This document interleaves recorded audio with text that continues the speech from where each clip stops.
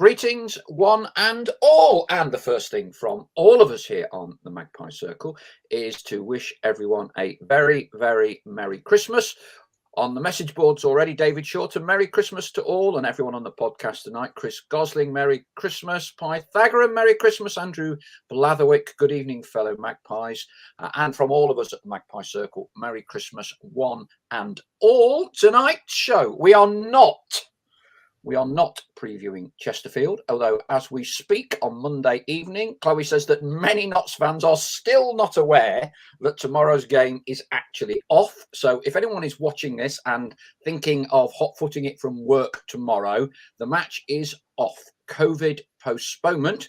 As I noticed, Grimsby, on a particularly poor run of form, also have a COVID outbreak up there on Humberside. They're off as well. Paul Smith, Merry Christmas to all. Still a Stallard wonderland, not a winter one. On the show tonight, we'll be talking about Christmas memories past and present. As a player, Mark Stallard will be dredging the memory banks for one particular game that many fans have mentioned against Barnsley 17 years ago. Still on the spot at the second time of asking in that one. We'll be asking him for his memories there. Chloe hot-footing it from the ticket office at Meadow Lane today, back into your Magpie Circle studio, aka bedroom, complete with black and white Wilco's wallpaper. Warm welcome, Stel. Evening. Yeah, good to be here. Happy Christmas, everyone. Delighted to have you on board. Warm welcome, Chloe. Hi, you're right. Yes, very good. Now, breaking news today. Notts have published their annual report. So kind of says in layman's terms how much they've, I was going to say won. When it comes to a football club, it's the size of your loss. It is seldom a profit. And the figures, as best I can glean them from Company House, was that in the COVID season that ran through until June this year, Notts lost £2.2 million. So £2.25 million. Clearly, that figure is exaggerated by COVID. And annual reports and figures can be massaged in a variety of different ways. But from the best way that I can look at it, we should be very grateful to Alexander and Christoph Reitz, because for the privilege of buying Notts County and operating Notts County since the club dropped out of the Football League, it has cost them up to June of this year the best part of £9 million. I'll say that again, £9 million. So when we talk about sustainable models and all this is going to happen and all that, sustainable and Notts County haven't gone in hand, I don't think, for a single year this millennium. So just remember, because we've not always treated chairman that well in the past, from Jack Dunnett, Derek Pavis, Munto, Ray True, just remember, it's always cost them a lot of money. We should be very grateful to Alexander and Christoph. Best part of £9 million it's cost them to run Notts County up until now in the National League. Bit more light-hearted shortly. Stel, even at this level, substantial sums of money operating football clubs these days, isn't it? Yeah, absolutely. You say, making profit and Notts County don't go hand in hand, or sustainability and Notts County don't go hand in hand. Well, sustainability and football, football ownership doesn't seem to go hand in hand. It's not just Notts, it's not just synonymous with Notts, but it does go to show the incredible financial commitment that owners do take on, and knowingly take that on with, there's always the prospect and the hope of glory and progress and success and development, getting into higher leagues, bigger gates, all the stuff that success brings. But the reality is you have to go into it knowing that, yeah, it can be a bottomless pit in terms of expense and cost. And again, absolute credit to the Reitz brothers. Since they took over Notts, I think they've been virtually exemplary owners in terms of they've stomached that bill, that loss, if you like, all throughout COVID, all throughout the pandemic, with no fans in. And we've heard no bleating from them. We've heard no complaints from them. We've heard nothing negative from them at all. We haven't heard a lot from them, full stop. They keep out of the way, which is almost the perfect owners that you want. But, you know, absolute credit to them. You know, £9 million is not to be sniffed at in any way, shape or form. And, you know, there's no sign of it turning around anytime soon, particularly. Yeah, I mean, it is interesting, Stal, because there is quite a bit of talk at the moment about Notts becoming having a sustainable model with player sales. You know, even with our black and white tinted glasses on, just to balance that 9 million, that's probably, I don't know, 18 Ruben Rodriguez's. If you sell 18 Ruben Rodriguez's, you about get back to level ground zero. You're valuing him at £500,000 then, obviously. Yeah, I'm just plucking a figure out. Yeah, say, my point here is that sustainability, Notts County, National League, football in general, I think, bar a handful of clubs, maybe in the Football League, you know. I was going to say Wycombe because they were owned by the Trust, but of course they've been bought by a wealthy American benefactor. So they're not a model of sustainability anymore. Sustainability, ultimately, for me, is defined by the capability of the owners, their ability to put the money in, and also their willingness to put the money in. Because we as fans, and I think it's a point that Andrew Blatherwick's just made here, he said, few chairmen will ever win a popularity contest. They are the ones who need to make the unpopular decisions. But I would question, if we give them hammer all the time, why should they? Why should they if we don't give them recognition? Yeah, absolutely. It's almost a thankless task, isn't it? You sometimes look at it from the outside, nowhere near having the money to even contemplate ownership. I know you've been on the board, Paul. You know, you've had a bit of a go there, and you almost look at it and think, these people must be insane to get involved with a football club, because very, very rarely do you ever hear of anybody making money out of a football club. So it's you know, it seems like a fool's trip almost, you know, to get involved in the first place with a football club. But, you know, without these owners, without the Reach brothers particularly, you know, you don't know where Notts would be, you know, particularly. So it's absolute hats off to them. And of course, everybody wants to see their club sustainable. We want Notts to be sustainable.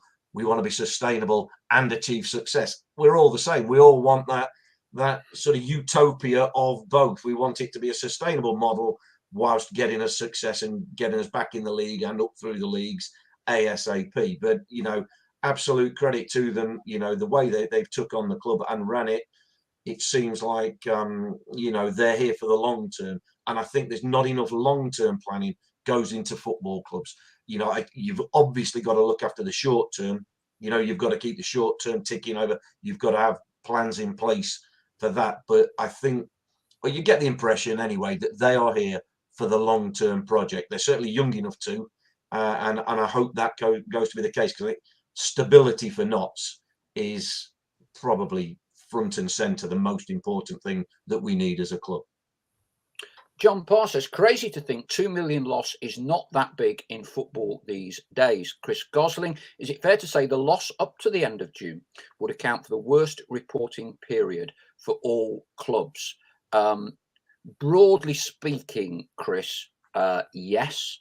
I've been reading some of the small print in Notts's report today, and from some of the notes in it would be, although we paid season ticket monies in June, it would appear from what they're saying in the annual report that the season ticket monies we've paid are not counted in this 2 million loss, even though it would have technically come in that period. So in other words, what they've done is they're only counting the income that relates to that particular season.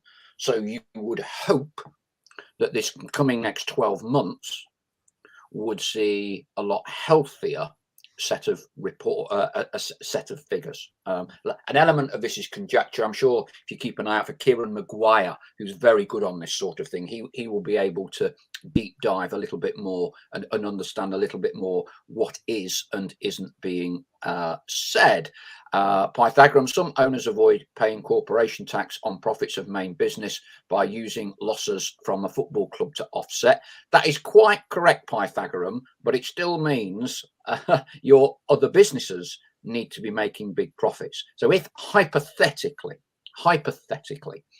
Football Radar made, let us say, £10 million. So their tax bill, technically, 20%. Sorry for the maths lesson, everyone. Are you with us, Stel? I hope you're with us. I am, yeah. It'd be 20%, so it'd be £2 million. Okay, because Notts have one of their other companies, Notts County, has lost 2 million. 20% of that 2 million can be offset. So in other words, they make a saving by commit. This is what Derek Pavis did with his plumbing businesses down the years. He was able to offset tax he would have paid on his profitable companies against the companies that lose money. You're still talking telephone numbers, and I still maintain, if you haven't got £20 million of spare cash lying around, do not buy a football club at any level, because quite simply, you could not afford it. You couldn't afford to run it. And, history shows us with the problems that Alan Hardy experienced, and I think Ray True, to an extent, gave up at the end of all these things. But sorry to dwell a little bit on finances, but it is a big story, and it has literally only broken today, so we're not able to dissect it too much on the Nottingham Post and Radio Nottingham and other media outlets. You will see it being dissected over the next few days, and I'm sure there will be a report through Notts County's social media and web portals and channels as well. Let's just have a quick reflection on Altrincham and bring in Chloe. So all three of us, and there were only 1,262 there on Saturday night. Chloe, what did you make of Saturday? A win is about what I can say from it. Obviously, we ended up playing a full side, and I think I would have loved to have known, had the Chesterfield game not have been called off just before the Altrincham match, what the team would have been, which would be very interesting. But yeah, I think little bit scrappy. We can play a lot better than we did, especially with the goal we conceded. I'd love for us to keep a clean sheet, and I think that was a great chance too, but it didn't end up that way. All that matters at the end of the day is we've come out of it with no injuries, and we've come out of it in a win. I know a lot of people would have rather of us probably lost that game. I never want to see us lose any game. I don't care what it is. And at the end of the day, I want to go to Wembley. So I'm seeing this competition as my ticket to Wembley. So yeah, and then obviously we got the draw at home against Eastleigh, which is 2 home draws back to back. It doesn't happen very often in a cup competitions at Notts. I was expecting somewhere miles away. But no, I would have loved to have avoided someone in our league. But again, it's just another game that we've got to take into our stride. And yeah, another positive. And then obviously we've got a little bit of a break now before King's Lynn, so everyone's still fresh. Stel, we were all guessing the team, weren't we, last week? We all had Brooks in goal. Well, we did have Cairo Mitchell, to be fair. Clearly, things changed as a result of the announcement of Chesterfield postponement. I suppose, as Chloe said, look, a win is a win. It's a home draw, which I think is good for fans. And on a purely personal level, I'm sure you're happy, Stel, as I am, as is Chloe, not to be heading down to Eastleigh, because it's not the shortest trip in the world. We've done it a few times, and it's never very pleasurable, especially coming back, is it? No, it definitely isn't. Yeah, it's a long way, and we've got a terrible record there as well. I don't think we've scored a goal there, have we, since we've been in non-league? So yeah, not a good place to go. So thankfully, it's at home. Yeah, a win's a win, isn't it? The performance wasn't perfect. I wonder how much of that was down to the fact that I think Ian Birchnell said the same after the game, that the team would have been different if that Chesterfield game was still going ahead. I wonder how many of them players maybe semi-consciously just switched off a little bit, thinking, I'm not going to be needed. I'm not going to be playing 7:30 on Saturday night because I'm going to be needed, 7:30 on the Tuesday night, 7:45 on the Tuesday night. and then at very short notice had to sort of just switch the mindset a little bit. So yeah, it wasn't a perfect performance by any stretch. There was some good play in it. I mean, the second goal, fantastic. Really good goal, almost a carbon copy of the second goal the week before against Southend.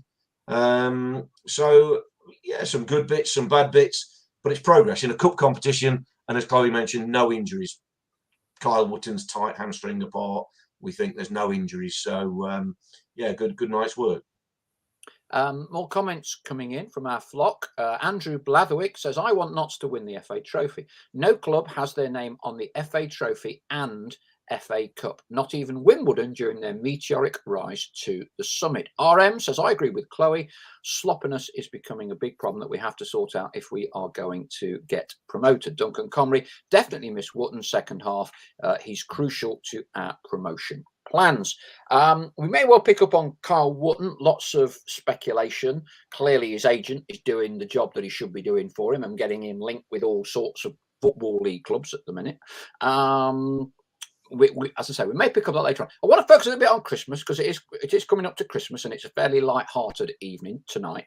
And we asked if you've got any special memories of Notts playing over the festive period. So please feel free to chip in with any particular memories you've got of Notts games, Boxing Day, New Year, that sort of thing. Now, I've had one on Twitter from Kieran Ashley Scott, which is a good one. He says, I remember when Notts beat Barnsley at home with 10 men on Boxing Day. Richard Liebird was sent off early in the first half. I'm sure Stell scored a penalty that game and we won 3-2. I walked to the ground and then home as there were no buses. 3 hours plus walking, that's commitment. Now, so we did put this to Stell just before we came on air, and he's been dredging his memory banks, and he thinks he remembers the game. He thinks he remembers the game. I've got it down as 2002, Stell, and you eventually scored from the penalty spot, did you, or something? Well, again, my memory for my career is terrible at the best of times, and I'm sure people will know this better than me. If that's the game I'm thinking of, I wouldn't have remembered it Boxing Day. I think I scored one and missed the penalty as well. I think I scored one in the first half. Yeah. And I always blame Gary Brazil for this because obviously footballers don't make mistakes, do they? It's never the player's fault. Yeah, we came in at half time and he said to me, if you get another one, it must have been a bit of a feisty game, I think, which against Barnsley, it's got every chance of being. And yeah, he says, if we get another one, just put your foot through it, blast it, which wasn't my way of taking penalties anyway. And like an idiot, we did get one in the second half, and I tried to do that, and I blazed it over the bar. And if that's the game, I'm not promising that is the game. Somebody will probably correct me and tell me that that's a different game. But I seem to, if that is the game, and I think we won 3-2, so it didn't really matter in the end. But yeah, I've got memories of that. But yeah, I still blame Gary Brazil for that. Yeah. Yeah, and I'm sure people will tell you if that wasn't the game. And there's another game where you've missed a load of penalties. Yeah, well, Chris Gosling says it was an epic game. I remember that. Chris Jordan says, I remember that day, no buses. And Chris Gosling says, who seems to have a good recollection of this game, Ian Barraclough, the Northern Ireland national team manager, got an 89th minute winner. So there you go. Was that the same one, Stella, or not? It could be. I thought, did Rico score as well, maybe? I don't know. Yeah. Stallard penalty, yeah. Richardson, Barraclough, 1-3-2, crowd. I've just got my old Notts County book here, my compendium, 7,413. And I was just trying to remember if you would remember, because that's the 26th, that's Boxing Day.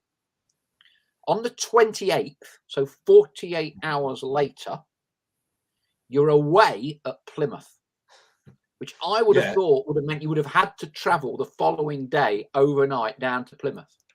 Yeah, well, I mean, strangely enough, Paul, I erase things like that. Trips to Plymouth on the 28th of December, I erase them from my memory banks. I'm just delighted for my own dementia's sake that I can remember that in 2002. So maybe it's not as bad as I thought, but I mean, yeah, I mean, it just seems weird, doesn't it, as well? We're coming into this Christmas period and not so potentially the quietest Christmas spell ever. Now you are talking about playing on the 26th, the 28th, as we always used to do, and the do these days usually. Then you'd usually play New Year's Day and then probably the 3rd or 4th of Jan, something like that. You'd have 4 games within about 9 or 10 days usually. Somehow this is the quietest December and Christmas period sort of known to football, really.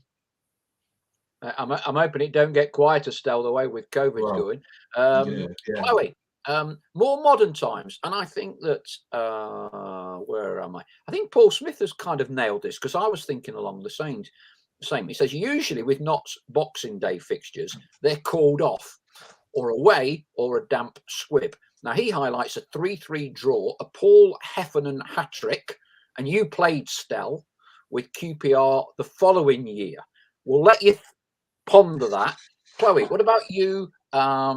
Christmas festive games. You're obviously from a more modern era and don't have as many years to go back or as many memories. Any particular memories that you have of festive fixtures? See, nothing for me really sticks out. Boxing Day for away, I tend not to go. So we have like big family events on Boxing Day, and I can get away with going to home fixtures because I'm technically working, but I can't quite get away with going to an away game on Boxing Day. So I tend to miss those. I'd probably say my memory's shocking, even in the last couple of years, never mind talking 20 years ago, Mark. So I'm even worse in memory, but I'd probably say one of my favourites was Maidenhead a couple of years ago. Was that New Year's Day? I remember meeting you there, Paul, and standing on the terrace behind the goal. And that's right. Yeah.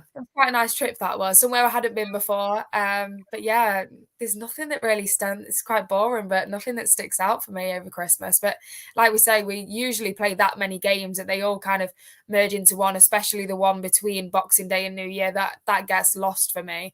But yeah, I was saying a couple of weeks ago, I think that it's going to probably do us a big favour that our turn to miss a game this season is in that Christmas period. And it's turned out that it didn't really matter with us missing a game, because we probably could have done with it now with it being so quiet. But we'll see. Everyone's going to be fresh in January, so which is a positive. And then obviously we'll wait to see when Chesterfield's getting played and when we can squeeze that one in. See, I go right back, slightly different calibre of opposition to Maidenhead. I can remember Notts being at Liverpool, second season, back in the top flight under Jimmy and Howard.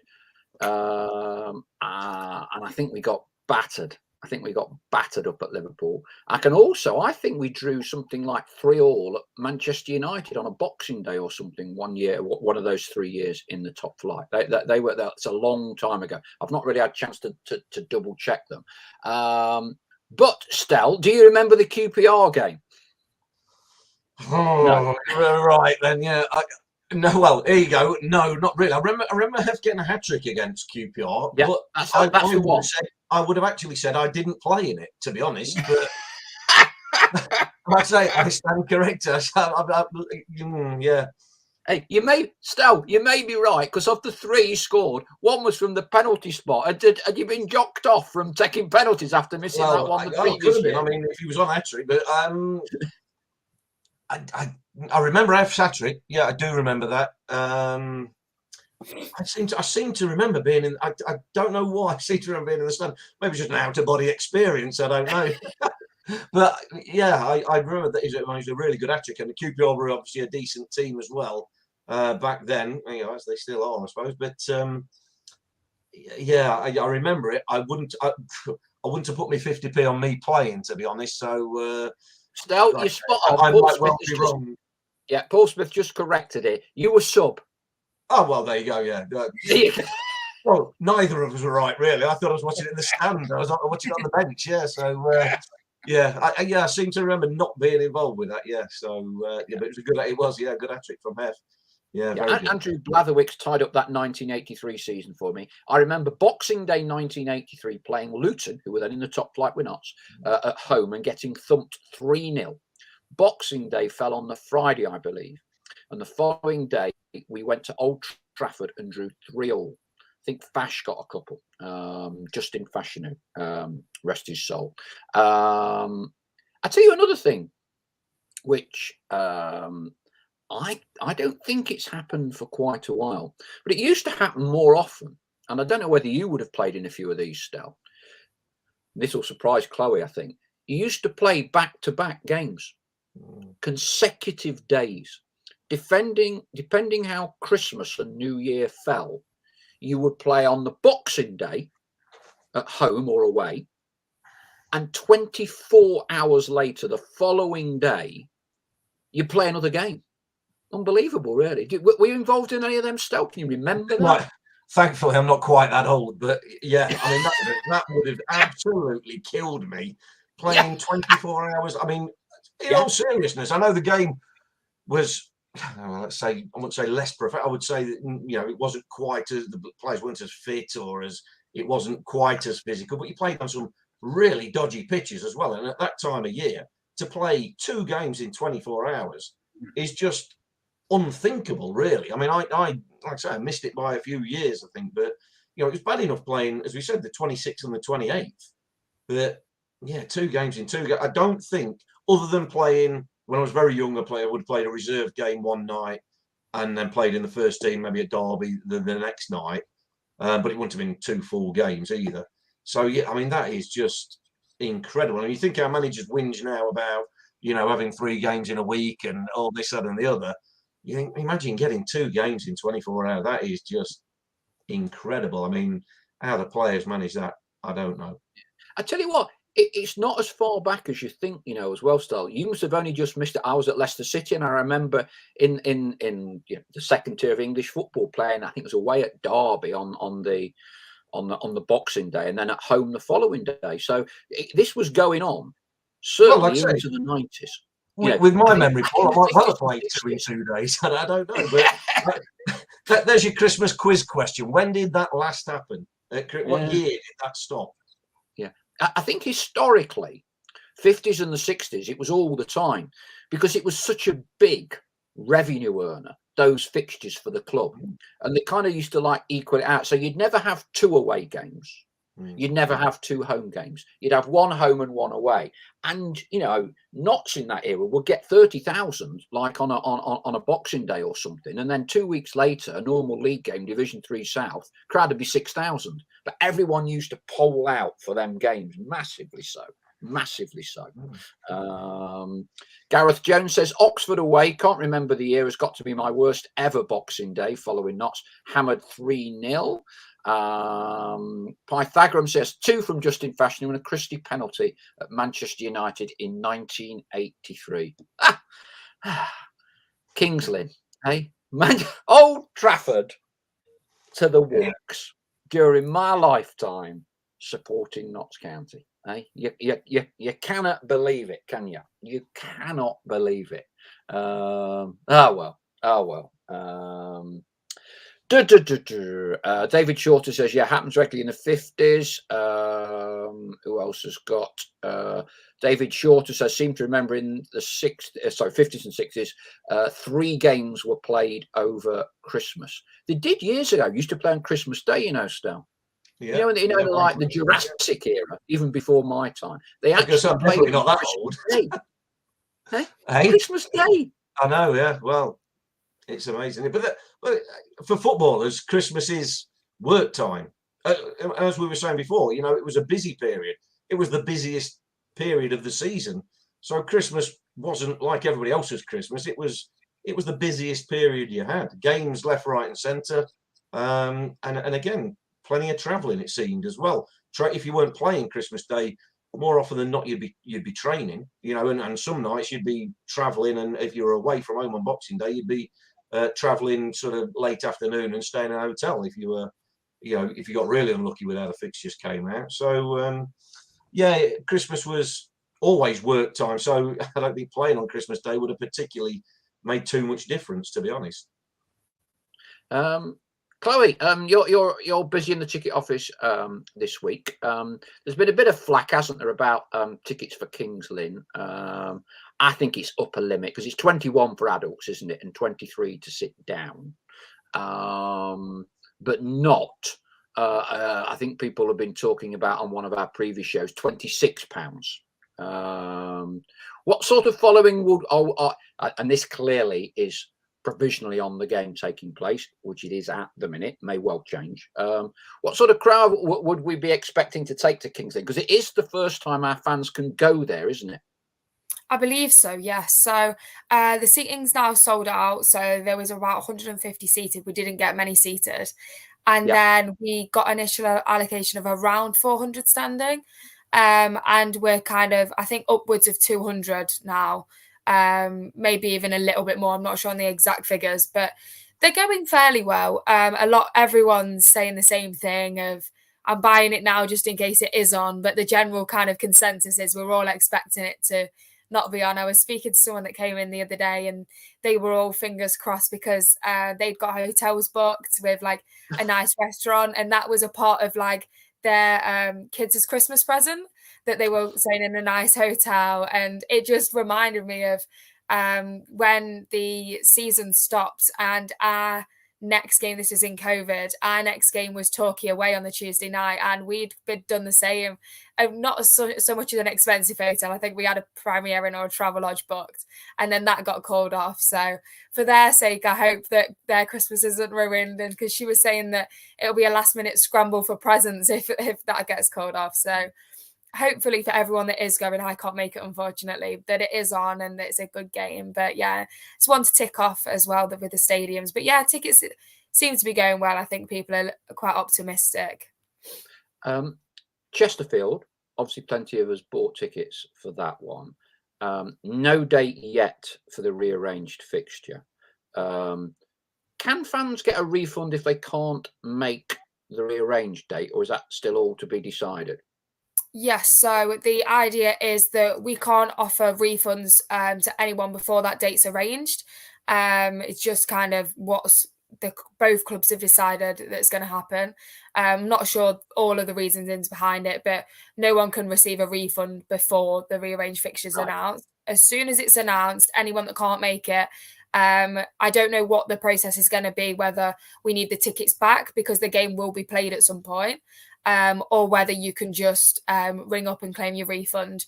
I'm sure as soon as the date's announced that all the information will be in there. But yeah, so keep hold of your tickets for now, just to see if you can make the rearranged fixture. But yeah, everyone will be entitled to a full refund if they can't make it. Yeah, I must say I am cautiously optimistic we might get that one away, King's Lynn. Not so going well. You hope we don't have any COVID issues. Now, King's Lynn ain't doing very well. We've had the King's Lynn chairman on, and he's quite a colourful character on our show before. And it's a big money earner for King's Lynn. It's a big money earner for King's Lynn. And I would reckon they would be very keen for this match to be taking place. And, you know, goodness only knows what COVID protocols or rulings there are in place at National League level, but it does seem to be quite arbitrary. And the informed opinion appears to be that any lockdown will not kick in until 27th, 28th of December. That's what I hear. And, you know, cue all this to be totally wrong. And if you're watching this on delay, you'll be laughing your heads off at me. So I am cautiously optimistic that we will get that game away. Have you, in your long and illustrious career, both as a player and as a pundit still, have you ever played at King's Lynn? Have you ever been to King's Lynn? Well, I've not been as a pundit because of COVID. So when we played there, no, we were doing it from the BBC studio. So I don't think I might have played there. I've not played there in a competitive game. Definitely not. You sorry, Paul, go on. No, I was just saying, in your early days, Derby apprentice, do you ever go out there, youth team games, reserve? It is in the middle of nowhere, isn't it, King's Lynn? It's not on the regular circuit. The only time I think, if I remember, again, memory serving, is later on in my career when I was at Lincoln, because obviously they're over that side of the country, the east side of the country. I've got it in my head. We played somewhere down there, and it was like the road to nowhere. You know, oh, good grief! It just seemed to be miles of nothing. So if that was Kings Lynn, then yeah, I've played there in a pre-season friendly, and you can imagine how forgettable that was. So yeah, I seem to remember I've been there. I remember nothing of it. So that really was one to forget. But looking forward to going with Notts, because it is a big game. Notts are in good form, and it becomes a game I think we do want it on. I think all parties want it on. Fans alike, and certainly the family that's got it as a Christmas present. Oh God, yeah, please, for their sake, yeah. But we want it on because Notts are in good form. They're in a run of games. Well, we've had a run of games. We've had a run of weeks where we haven't had games, but they're in a good run of form. And I was looking at it earlier.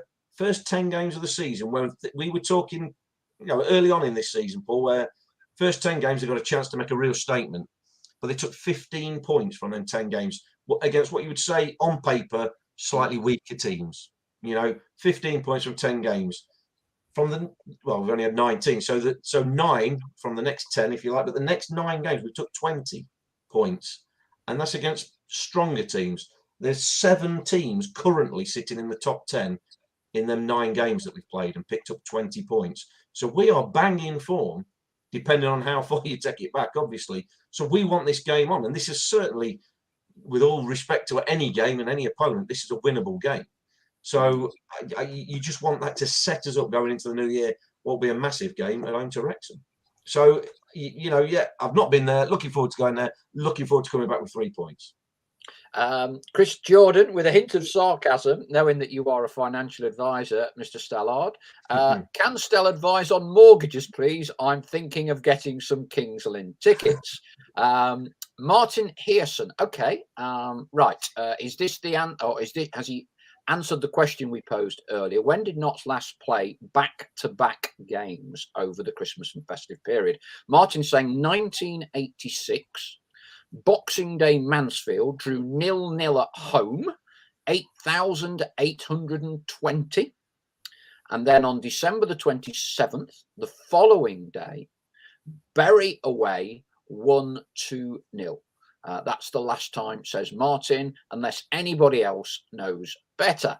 John Parr says Kings Lynn effectively used to be the Norwich B team a couple of years ago. They've had a recent change of manager, haven't they, with the former Norwich player moving on. And Andy Easom says Pierce Bird will want it on too. Yeah, Pierce, an old Magpie out there. And I think Pedro Richards' son Jordan is still out there as well. There are some Notts links there. Let's take a look at the table. So it's very condensed. Chesterfield, the big game tomorrow, not taking place. Let's just confirm that for the people that are still ringing the ticket office, just to see whether it's on or not. It's definitely not taking place. It's condensed a lot. On the face of it, 6th or 7th isn't an earth-shattering position to be in, but the gap to the top team, and because we have to judge this season on getting top spots, what all the players have spoken about in various podcasts with us, it's still very, very much on, more so, and Stel's just mentioned, Chloe, about the recent points, or it's on more now than it probably was a month ago, 6 weeks ago, when first people were talking about Grimsby and then saying Chesterfield were going to storm it. I mean, what's your take on this promotion race? For me, it's not the be-all and end-all, don't get me wrong, but the Chesterfield game is going to be huge. Whenever it is played, it's the difference of them getting another 3 points away from us, and us catching up by 3 points, or even just taking the draw. I think that's a huge game, points-wise. Personally, do I think anyone's going to run away with it? I think there'll be only a couple of wins in it at the end of the season. I don't think anybody's going to win by kind of 10 points and clear. I just don't think it's going to work out like that, especially we don't know what's going to happen in January. There's some big players that are going to be everybody's going to be looking at them, especially Shamanga, and it's a case of, are they going to sell him, especially now they've got Chelsea in the cup? That's going to be a big money roller for them. Does that mean they don't have to sell him? It's just, there's so many kind of aspects that we've got to take into consideration. But look, for me, we're going to end up in playoffs, whether that's second or third, which I'd love it to be. Do I think we've got enough to be top spot? Well, I wouldn't rule us out, but I think it'd be a big ask at this point. January is going to be massive, but this Chesterfield game, just to kind of lessen that gap a little bit, is going to be absolutely massive. And I know we've obviously seen a couple of bad games at Chesterfield. I think the last one we won, but it was in COVID. So, and I'm sure everyone would have loved to have been at that game, because a couple of last minute goals and a last minute winner is what everybody wants, especially with it only being just down the road, and we travel really well to Chesterfield.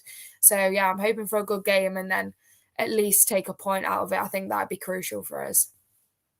Who would be happier, if anyone, still, that tomorrow night's game has been postponed? I doubt there's a lot in it either way. I don't think there's a great deal in it. I think Notts were in good form, or are in good form. They would have wanted the game on, but I don't see any particular reason why Chesterfield want the game off. Maybe they're one or two injury issues before the COVID struck. I was unaware of, but they've lost one game all season, so they're not in bad form themselves, are they? So I don't think it really. It's a shame, because we were looking forward to it so much. It was going to be a really big game with both teams banging form, but it's not to be. But we'll look forward to it. It'll still be a big game, as Chloe mentioned. It's whenever it's played, because I don't see either team being too far away from it, at whatever point between now and the end of the season it's played at. It will be interesting with Chesterfield, because they've obviously pulled out of the trophy, don't want too much of a fixture backlog.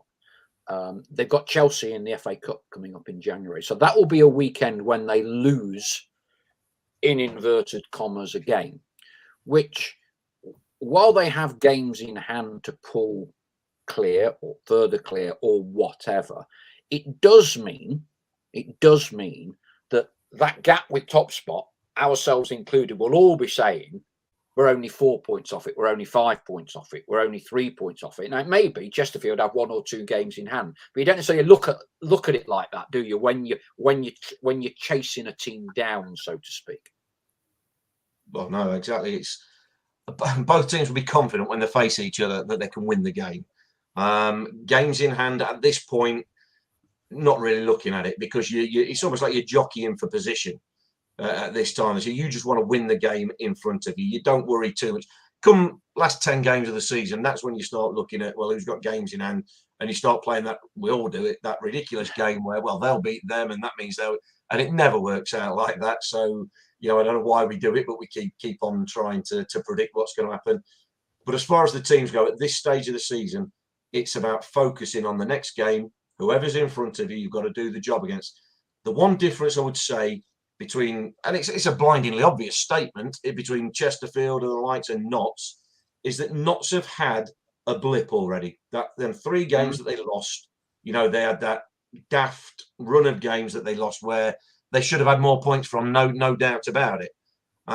Chesterfield haven't had that, and that's the reason they're at the top. Not by miles, 4 points difference between us and them, but Notts can't afford to have many more blips. And I don't mean a blip in terms of 3 consecutive defeats. I mean blips in terms of you can't lose too many more games.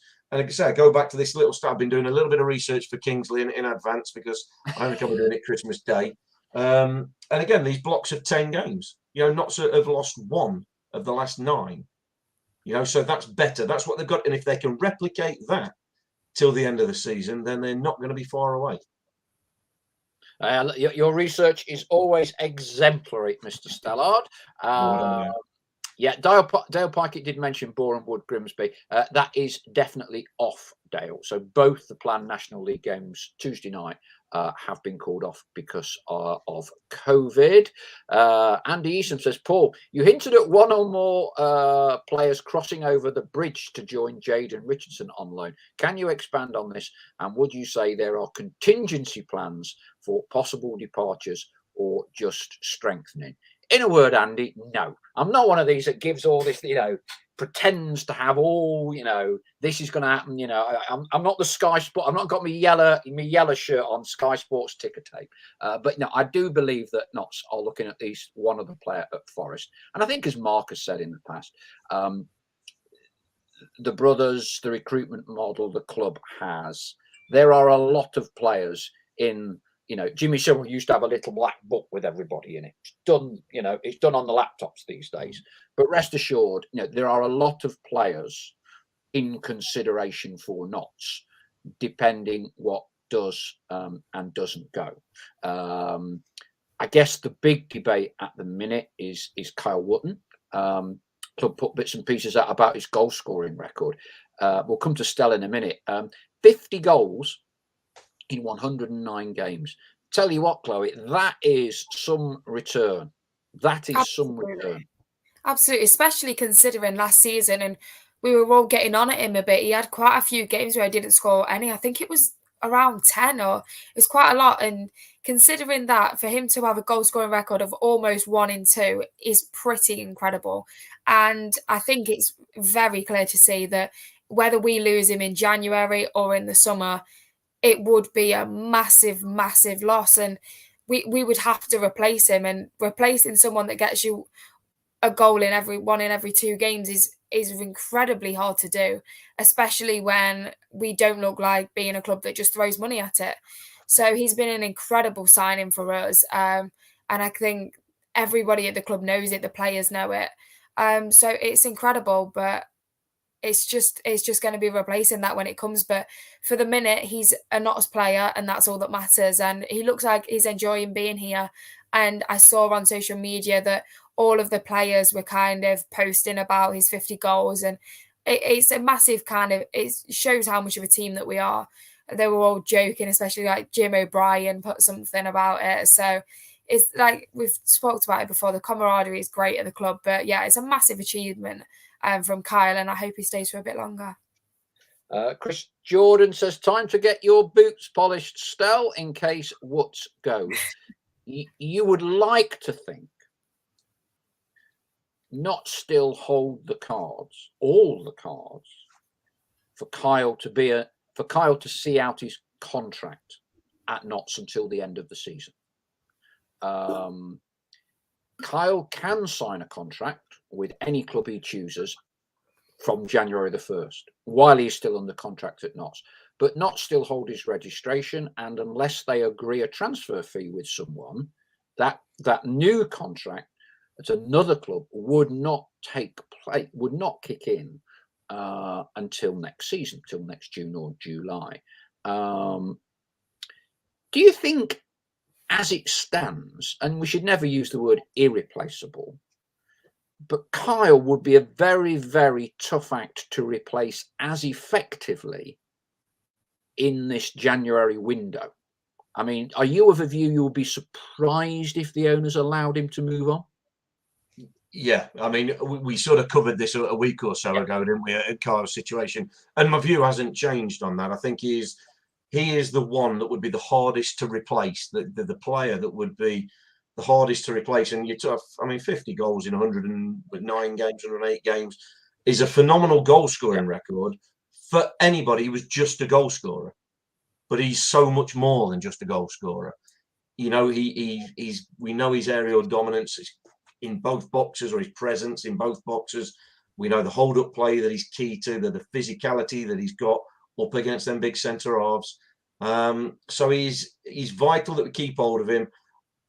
By the same token, I would be amazed if they authorised a transfer in January. I mean, unless it's some stupid offer, and it would need to be a stupid offer, because what a club's going to offer for Kyle with 4 months of a season left. It's not going to be enough, I don't think, for Notts to go, look, the benefit of keeping him till the end of the season for what he might reward us with in terms of promotion, is going to outweigh what they're going to pay. They will try and come in with something like 50,000 or 100,000 based on the fact he's only got Yeah. You So know, no club, I don't think, would offer more than Notts paid. They would know that Notts have paid 50 to 60. You might get an offer of 50 to 60. yeah, I mean, but even 100,000, I still don't think No, the club would sell that at that. no, You I know, agree. it would need to be well in excess of that, because you, you would have to have as close to a sure thing signed, sealed, delivered before you even sanctioned that transfer. You know, and there is no such thing as a sure thing, because with football, unfortunately, there's always an injury that can happen around the corner, something unforeseen. So I just don't see it. I just do not see him being allowed to leave under any circumstances before the summer. I would agree. Alex Toki, need the Kings Lynn game to go ahead, so Ruben is available for the big Wrexham. Yeah, it's Wrexham, isn't it? New Year home game in the new year. Dale Piker, it's not a name I'm familiar with. Do you think Notts are looking at Bailey Hobson from Elfriton, scoring for fun from midfield? No, not aware of him. Apologies, don't know whether else on the local scene. It was, of course, where John Akinde was at, wasn't it? Martin Allen tells us many stories about how he travelled up from London to watch John Akinde at Elfriton, who went under the radar of our local fellow East Midlands clubs, and relaunched his career in the Football League with Barnet and I forget who else he was with. Oh, because at Lincoln, wasn't he? Let's just go back to Christmas time, Stel. Professional footballer. What is it like being a pro at Christmas? What memories do you have? Were some managers very charitable towards players? Were there some managers who knew all the foibles and so would deliberately ensure you couldn't get up to them, you know, Christmas Day, Christmas Eve, or whatever? Did you normally train on Christmas Day, for instance? Yeah, I mean, I think during my career, it worked out. We trained probably 50% of the time Christmas Day, and 50% of the time we had a manager that thought, you know what, we trust you, have it off with the family, and you know, look after yourself. But obviously with stern warnings in your ear about not eating too much and certainly not having a drink when you got a game the next day. Yeah, managers knew the script, because you know 99% of managers have played the game, and they're more wizened and older than we were as players. As a footballer, and it might be a little bit different now, but I doubt it's too different. As a footballer, say it was a professional, it was a busy time because it's games thick and fast. Usually, this year seems to be a bit of an exception, and that's because that you know the Macclesfield game would have been the 28th or whatever it was. They're obviously not here, so that game's expunged, so that there's that gap. But yeah, you look at the games and you think, right, where we've got to travel to, what's the likelihood we're going to be in Christmas Day? Are we going to be in a hotel Christmas Day night? And then the other thing that you're looking for from about, I would say, the second or third week of the season, Christmas do. Where can we fit in a Christmas do? Where are we playing? Where can we go? How many days can we get off training to have a Christmas jolly up, shall we say? So, so things might have changed a little bit, but I think the players still love a Christmas do, although they do tend to do them, you know, not around the Christmas period quite as much. They do it whenever they can fit them in. And obviously with COVID, they've not been able to do it. And there are certain times when you can't do it, depending on results and things. But believe me, that is something that all players have a bit of an eye towards. Where's the jolly up at Christmas coming, when you're going to do it, and where you're going? I would guess with you played under Sam, didn't you? Big Sam for a bit. Yeah, yeah. I would. What was the Christmas dues like under Sam? I would imagine they were compulsory, weren't they? No one was allowed to leave until 4 a.m. or whatever. Well, yeah, that was it. I don't remember a Christmas do specifically, but I think he might have gone. I think I signed like the end of one season. He'd gone. Obviously, was it October time he went? Yeah, for Bolton. Yeah, for Bolton. Yeah. So I wouldn't have had a Christmas do, but the night before he went to Bolton, famously, you know, we were all out. Sam was out as well, and he insisted nobody goes home before him. And all the lads were out, and we were in some club somewhere till about 2, 3 in the morning. Come in the next morning, and he slipped his note under Derek Pavis's door, and he was up the M6 on the way to Bolton, never to be seen again, you know, in the flesh, sort of thing. So, yeah, I think it would have been a lively one. He would have certainly encouraged it, you know, if the results were right. And Most managers are like that. If you do the job on the pitch, you know, they're happy for you to go and enjoy your time away from the pitch. It's the work hard, play hard ethos, isn't it? You know, if players are doing the job on the pitch, then they're entitled to some downtime. I know there's been some stupid stuff happen on Christmas dues, and that's why it's sort of becomes headline news, doesn't it? Certainly for the Premier League boys and all that sort of thing. They have to disappear off the face of the planet to try and, you know, get somewhere without going under the radar. But yeah, back in the day, without social media and anything like that, yeah, that was certainly something you look forward to. Yeah, not so bad their Christmas do this year, haven't they, Chloe? We had Frank Vincent on, and I didn't fully realise, but we did the interview about 2 days before they were on the Christmas do, and you would probably know this better than me. Your generation, not mine. They all wore shirts, didn't they, of clubs they supported as a kid or something like that? Yeah. Yeah, and I think they like dressed up as they was in, like, some of them had moustaches on and wigs, but it did look good. The one thing that I kind of, and I know a lot of other fans spotted from it, was that Patterson was in it. Yeah. So I think there was a lot of speculation around, is he in that because he's played for us and he's not coming back?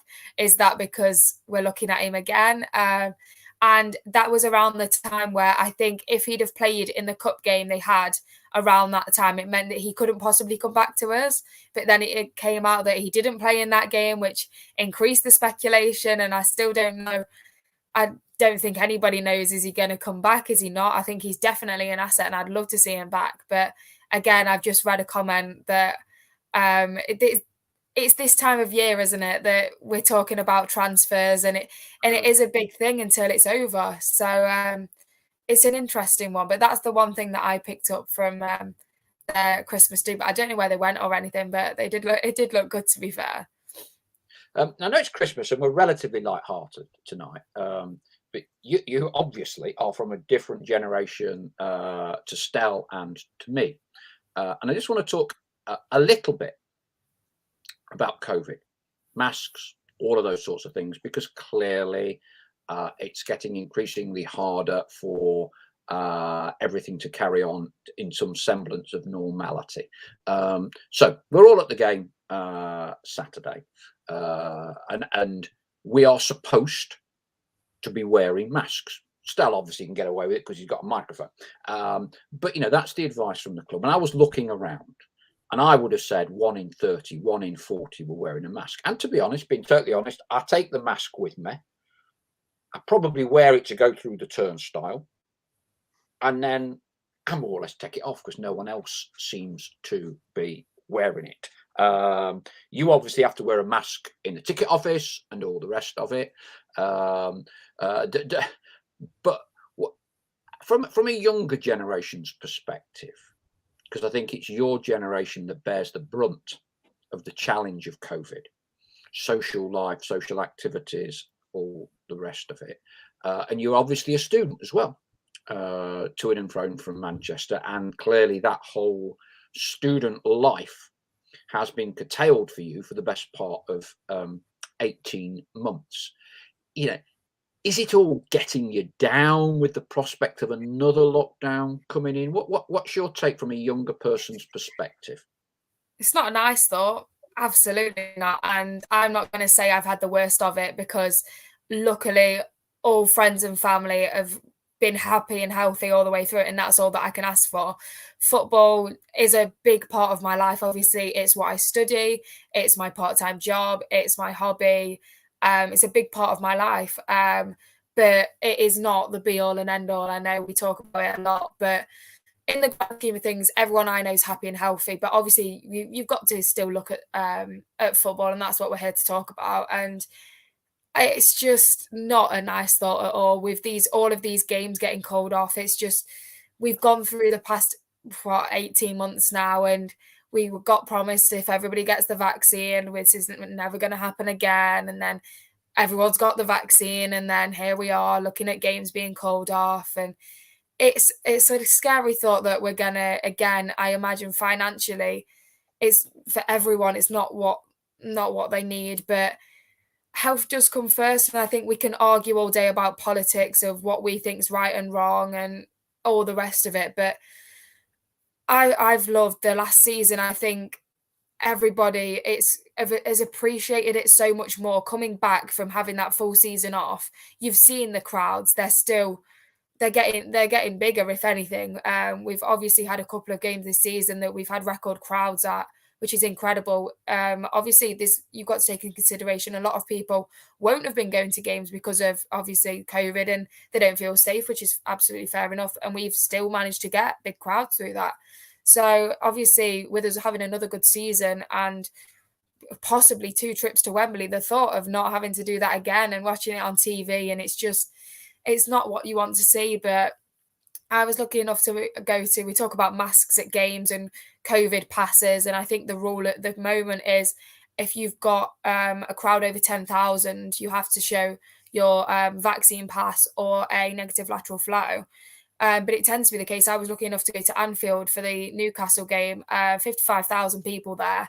And again, no one wearing masks, even indoors. I think I know for us, I'm pretty sure, please correct me if I'm wrong, that you're supposed to wear masks indoors. And so like in concourses and in the toilets and in the club shop and places like that. But I think once you're in the stands and you're outside, it's okay. That's, again, please correct me if I'm wrong. But at Anfield, it was the case of you've got to have a vaccine pass and wear a mask inside. I never once got asked for my vaccine pass.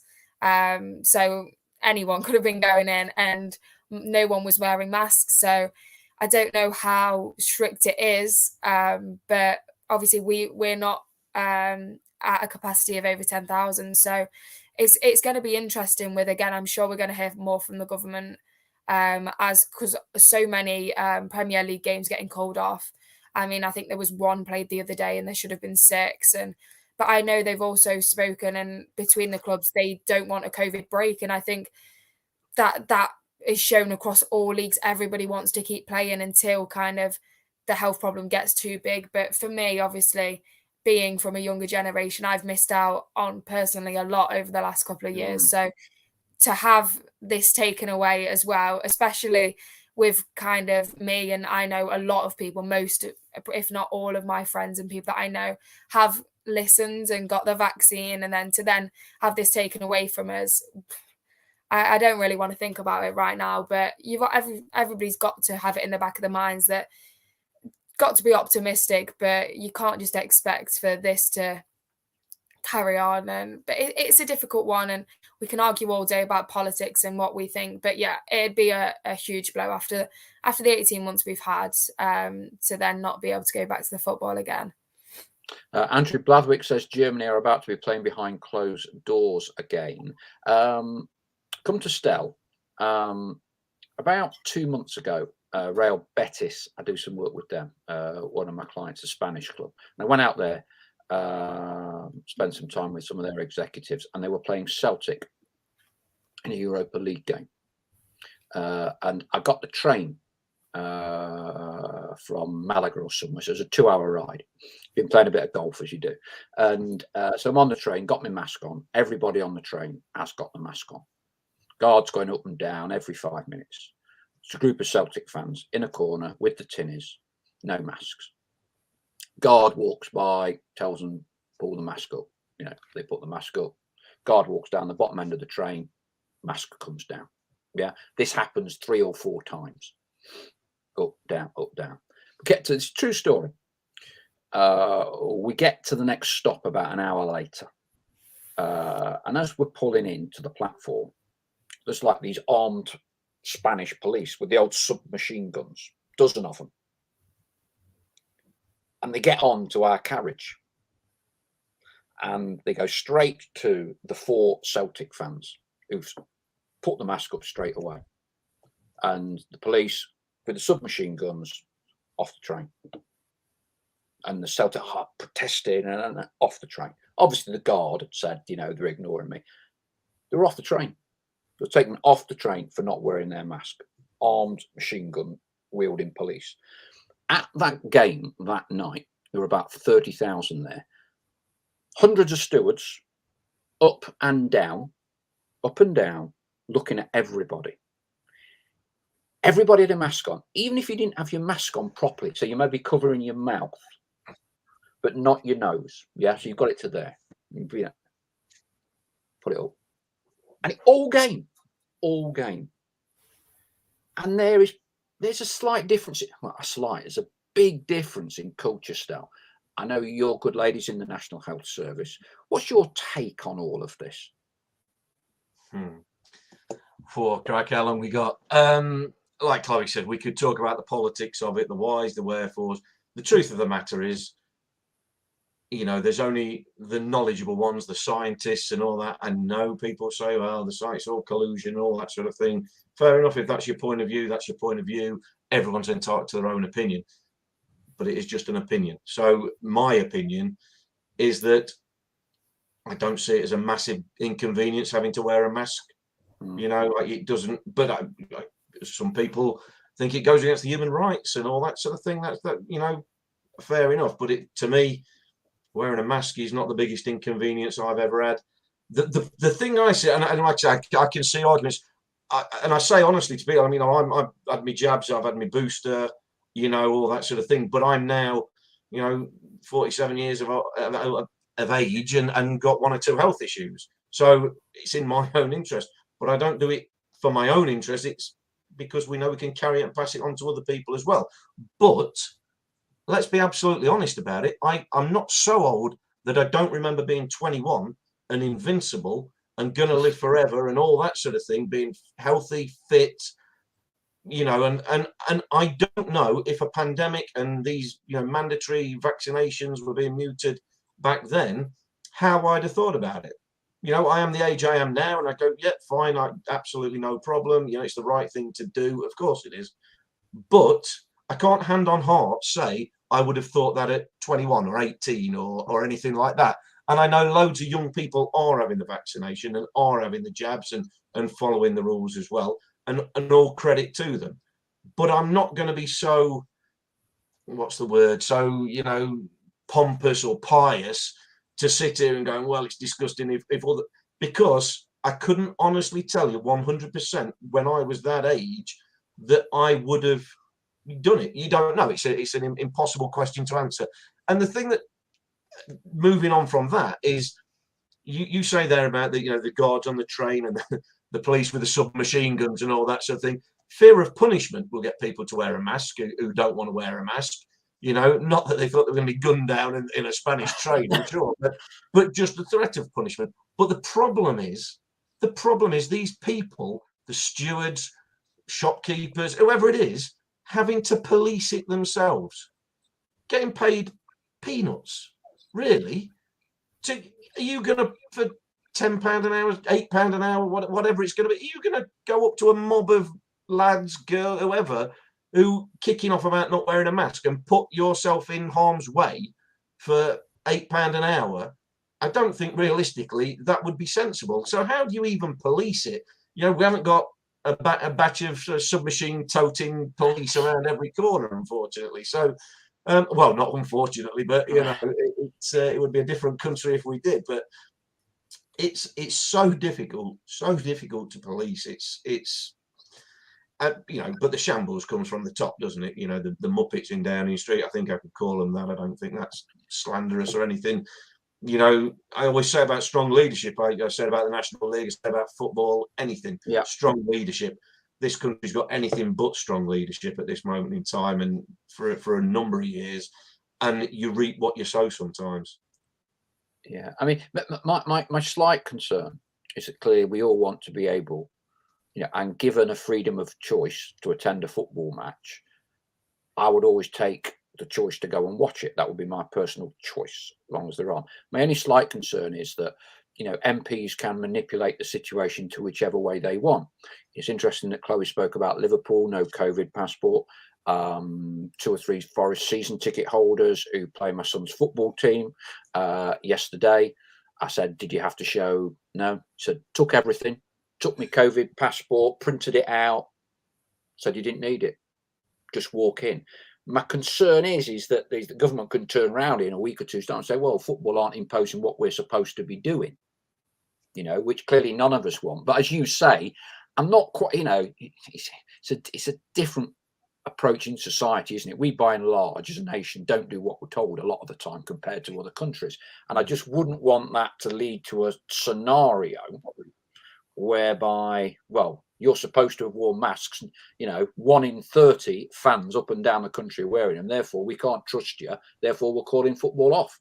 That's the concern at the back of my mind, which I clearly desperately don't want for me, for you, and I'm sure for Chloe and all of her generation. Because at this moment, there's still undoubtedly a COVID bounce with football crowds, not just at Notts, but up and down the country. Yeah, I mean, it is a tough one. Obviously, everyone's health and safety is paramount. It goes without saying, that does. But is there a way of keeping football going safely? There's got to be. And again, I know not all National League clubs have got a stadium the size of Notts and can space and distance and all that sort of thing, but you just got to feel that there is a way of doing it now. Now we are all so highly vaccinated. Now we are all, not all, but high percentage of us got the booster jabs. Maybe the secret is put wine and cheese on. Apparently you're allowed to have as many people as you want. You've got wine and cheese on. So get rid of the pies and get wine and cheese down on the concourse. We're going to have 15,000 in there, no problem. Report back to the club, Chloe, on that idea. Oh, Cheese and wine laid out on trestle tables in all the concourses. It wouldn't be so laughable, but it's it's a ridiculous scenario, isn't it? And again, any measures they do come out with now, full well that I still think the majority will follow it, but less of a majority given the shenanigans that's come out of sort of government in the last few weeks. There's a bigger percentage of people that are going to say, hey, if they're it's too good for them, then we're not doing it either. And you can't really argue with them, can you? You cannot. Of course, we can say, look, that's not the right way to be. I always said to my kids, don't class yourself against the lowest in the class. Rate yourself against the highest in the class or the best in the class. And same for myself at football. Rate yourself against players who are better than you, not players who are worse than you. And like I say, don't judge yourselves against the government because they're a waste of space. Judge yourself against decent people. Finally, Stell, if you were playing today, you're a player today, would you have any concerns about playing through this pandemic? Because, such is the media, and I understand why, they will always play devil's advocate to every single point that's ever made. So there are arguments that are made that players are being used as guinea pigs, not caring for their health, all of those sorts of things. If you were a player today, do you have any qualms about playing? Honestly, I don't think I would. No, and again, it goes back to my previous answer of trying to think back to my 20-something-year-old self.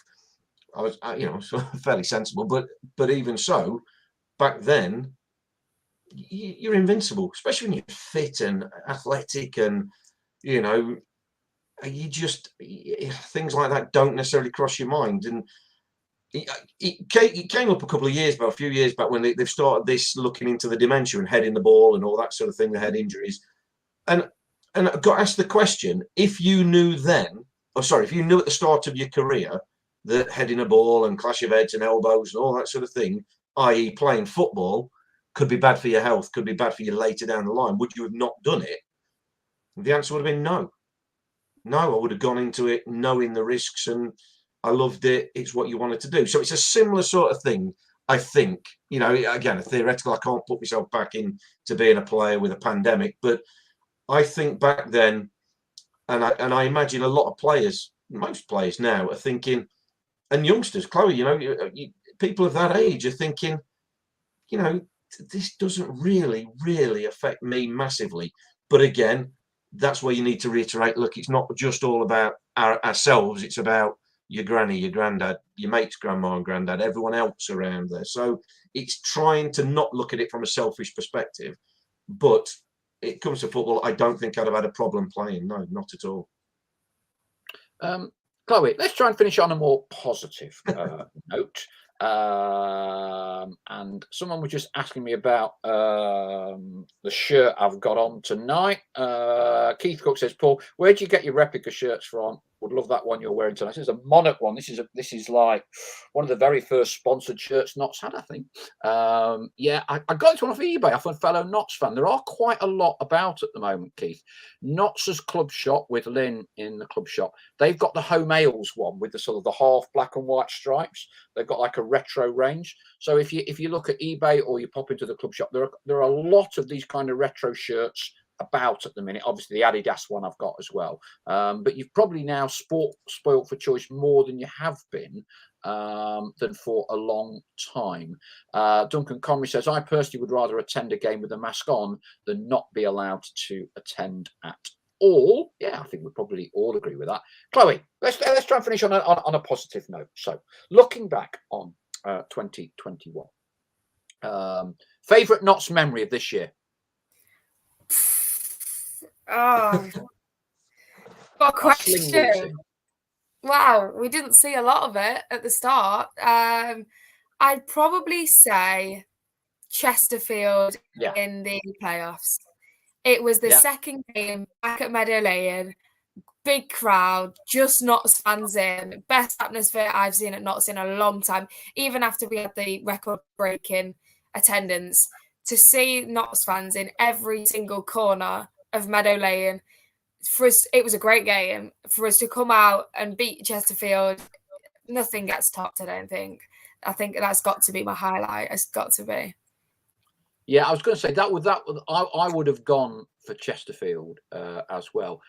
Stell, you've obviously been to more games than most of us, but not all, as you said earlier in the podcast. Would there be what would you be your standout moment of following Notts this calendar year? Well, I think Chloe's aced it, and she's got the top answer on Family Fortune's board there. The Chesterfield playoff game. I'm going to come up with that. I mean, yeah, with it being sort of empty. I mean, the first game back with fans, obviously, that was. I just remember that being massive. You know, just fans back in at Meadow Lane was brilliant. Barnet was a good day out, wasn't it? Opening day. Well, I was going to say Barnet scoring 5, where you thought, wow, this looks like it could be the season. So, and we hope it still is. You know, that was a really good day out. Again, setting the record attendance a few weeks ago for the National League. But yeah, I mean, the Chesterfield game's got to be, it's head and shoulders above anything for atmosphere, for the game, for the up and down nature of it. Yeah, +1 for Chloe's answer. Yeah, absolutely. Chloe's got that one, nailed that one. That just about does it for tonight. Suffice to say that all of us wish you a very, very, very Merry Christmas. What are you doing Christmas Day, Chloe? Apart from eating and drinking a lot. Well, yes, that's what Christmas is all about. I'm going round to my grandparents. We don't have a massive one on Christmas, to be fair. We spend Christmas Day with my mum's side and Boxing Day with my dad's side. So it'll be a case of Boxing Day checking up on the scores. Hopefully we do well. But yeah, I hope everyone has a nice Christmas. What's Christmas Day for you, Stell? Are you doing the cooking, or is your good lady doing it? You're joking. Nobody wants food poisoning, do they? No, my good lady does the cooking. And does it very well. We'll have parents round on the day. Her dad, my dad. It's Christmas Day as you get older, isn't it? That sort of thing, and comings and goings from people throughout the day. So it's it's like a turnstile on the door sometimes. Yeah, people coming and going. Now as you get older, that's it. Kids get older, don't they? And they come and go. They've got other things to do. So, but it's usually a good day. You know, and I hope everyone has a good Christmas, and enjoys it. Stays safe. And we hope that football continues, particularly as well. Absolutely. Family day in the Mace household. I do all the cooking, Really? I can't do a turkey. I'm not good enough cook. You always get a capon, big chicken, male chicken, basically. So I do all that. So that keeps me busy on Christmas Day. And then hopefully I'll be getting in the car And off we go to Kings Lynn. Fingers crossed. Fingers crossed. Be a new ground for all of us as well, wouldn't it? So let's hope we can do that. Thank you, Chloe. Thank you, Stell. Thanks for all your support, cooperation, and time over the past 12 months. We'll be next back at some point between Kings Lynn away and Wrexham at home. As Stell said, there's not a lot of fixtures this year.